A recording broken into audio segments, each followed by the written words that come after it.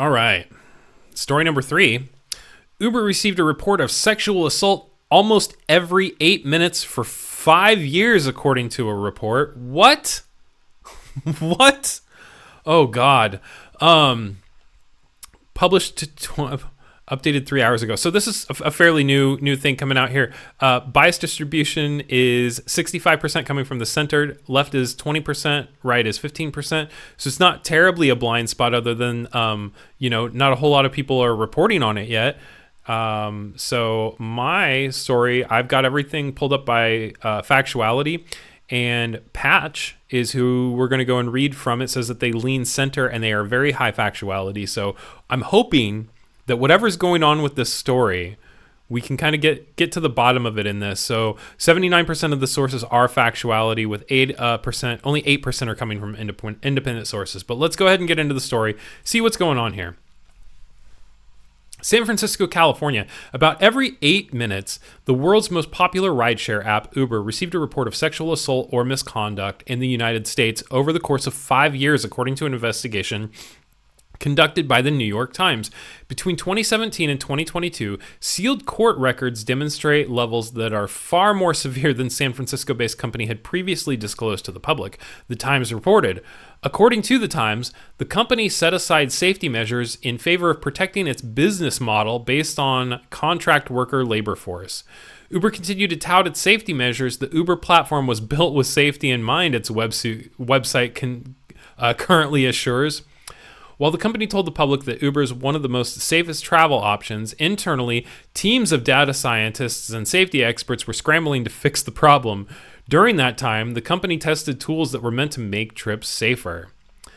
Among the efforts was a matching algorithm that could pair female passengers with female drivers.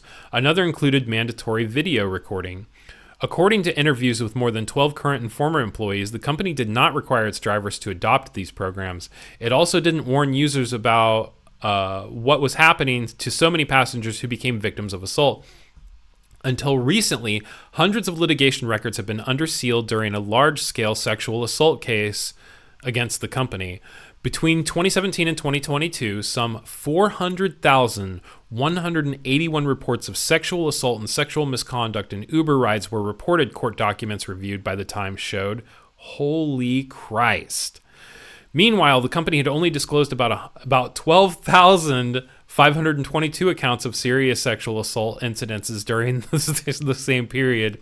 In its second U.S. safety report, the company said 998 sexual assaults were reported in 2020, including, 141 rapes. The company claimed that there were 3,824 reports of the 5 most severe categories of sexual assault in 2019 and 2020, ranging from non-consensual kissing of a non-sexual body part to non-consensual sexual penetration or rape. The law firm Slater Shulman LLP, which representing the woman, said in a news release. This is terrible. Uber has not released any data for the years since. There is no tolerable level of sexual assault, Hannah Niles, Uber's head of safety for the Americas, told the Times. No single safety feature or policy is going to prevent unpredictable incidents from happening on Uber or in our world. Neil has said the company has since introduced a variety of safety tools, including GPS tracking, optional in-app audio recording, and emergency button to connect with 911 services. All potential Uber drivers must complete a background check process, which checks motor vehicle records and criminal offenses at the local, state, and federal level. Drivers are screened every year, and the company has continued the background check process to monitor for new offenses. Despite these efforts, court records indicate reports of incidents have increased in the years. The company has not released data.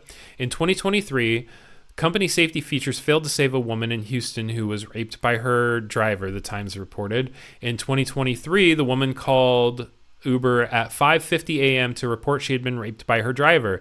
She said she'd been intoxicated and woke up in a motel with him before he fled. Oh my God.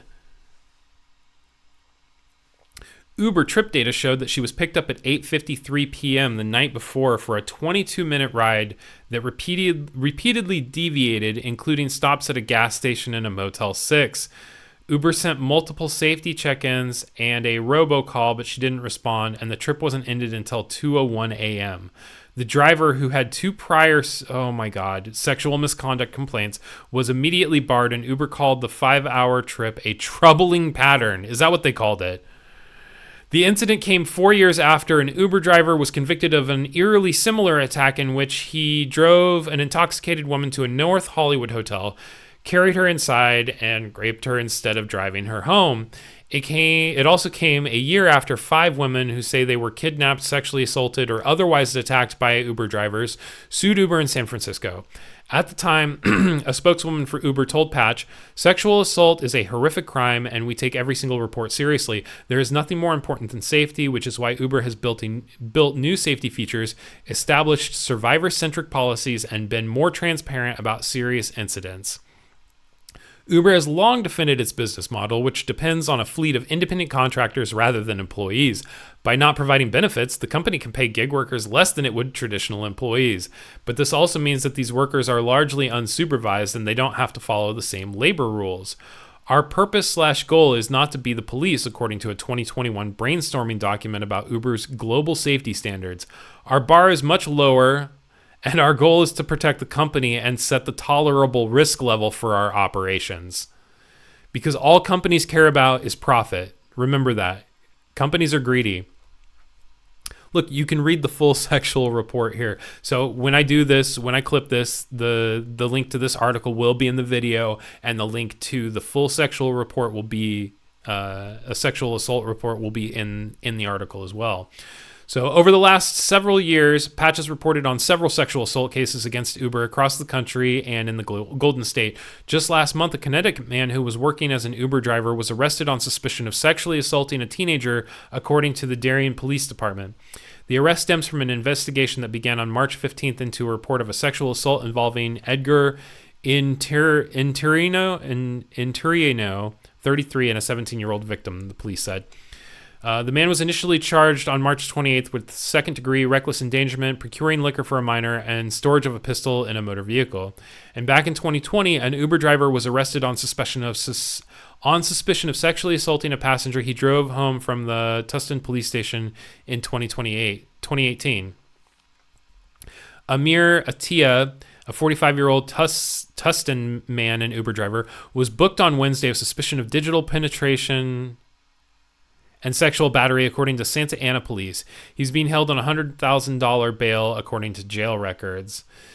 He is accused of sexually assaulting a 25-year-old woman in July of 2018, according to police. All right, so clearly Uber has a sexual assault problem, and I think that it's something that more people should be aware of. Is Lyft any better? I don't know. I don't know, but this is definitely a big problem that needs to be addressed for sure. Hey, thanks for checking out this video from Nightly News this morning. If you wouldn't mind, subscribe and turn on notifications so you never miss a video or when we go live on Tuesdays and Fridays.